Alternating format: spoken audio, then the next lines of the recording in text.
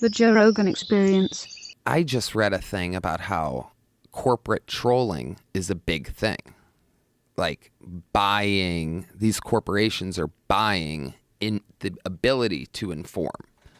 Misinformation. There's a crazy article. I can't remember the statistic, but it's 15% insane. of posts on Reddit were from corporate trolls or something like that. What percent? 15%.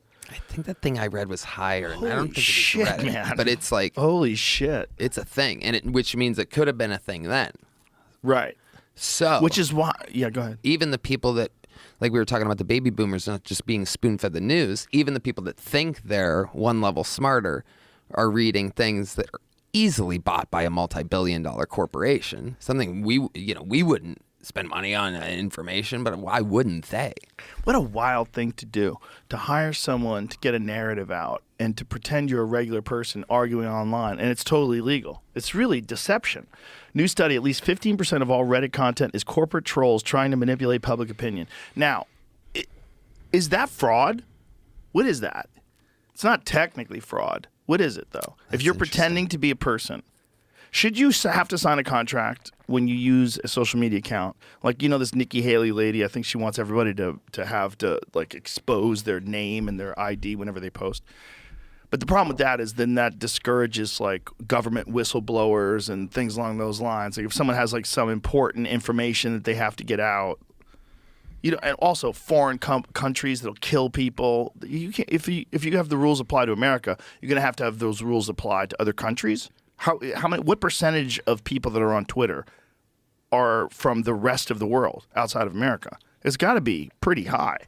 So how are you going to enforce that? You're not going to be able to.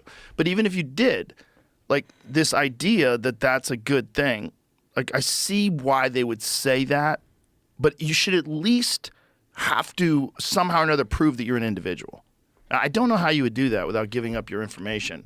But maybe you don't have to do it publicly, but there should be a way where we know you're not a troll.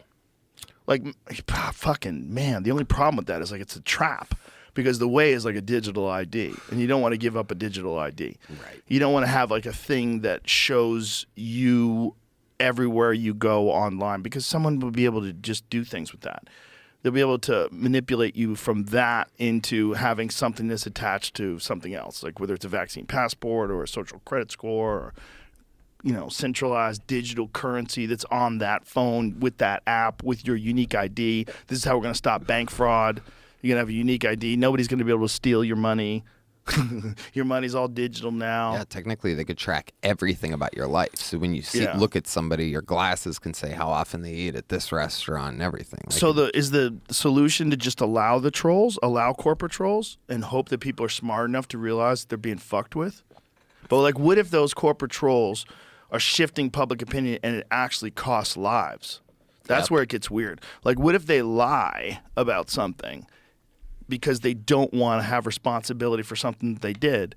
So they obscure the truth with these corporate trolls, and it gets messy enough where people just argue it out and they slide through. And, when you think about the intentions behind who would they attack, what types of things would they try to manipulate, it's the things that would threaten them. Yeah. Need a little clarification on this.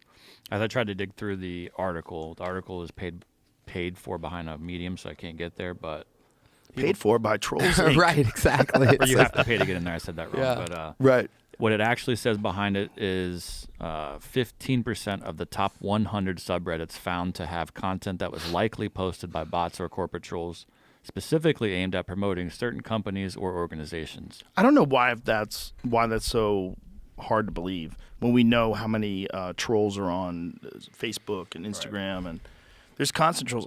I was looking at someone was getting attacked for something like pretty minor, but I was just like reading the comments of this page, and I do this thing now where I'll go and I'll read something that seems like a little weird or off or something like that, and then I go to their page. Oh, you're a fake account. Like, this is a fake account. You have no posts. Right. You're restricted. No one can see it. You have no no followers. You have like 15 followers. Like, oh, okay, this is fake. You got a fake account. Yeah. How many of these are there? How many of these are there that are just constantly commenting on things and trying to stir up bullshit? Right. It's weird. It's legal. So if right now there's no law that prevents corporations from hiring people to pretend that they're a person or using AI to pretend they're a person to put a narrative out. If that's not illegal, like what is that? Like what kind of deception is that? Like you're not allowed to lie, right? Like if a corporation is found that they're lying about data, they get fined. If it's found out that they're lying about environmental problems they've created or whatever, they get fined, right? They get in trouble. People can go to jail. But if you could just have like a bunch of people constantly lying for you, or if it's AI, have AI constantly lying for you, obscuring the truth, publishing misleading papers. Right. AI could just start publishing papers.